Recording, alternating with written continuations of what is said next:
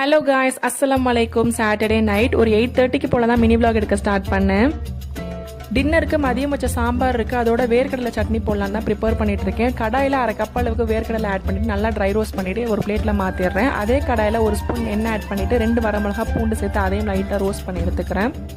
மாமா கொஞ்சமா கொள்ளு வறுத்து போட்டு சிகப்பரிசி செய்ய சொல்லி கேட்டிருந்தாங்க, அதுதான் செஞ்சுட்டு இருக்கேன். குக்கர்ல 2 டேபிள் ஸ்பூன் போல கொள்ளு லைட்டா வறுத்துட்டு பூண்டு தட்டி போட்டுட்டு சிகப்பரிசியும் நல்லா வாஷ் பண்ணிட்டு மிக்ஸி ஜார்ல கிரைண்ட் பண்ணி எடுத்துக்கிறேன்.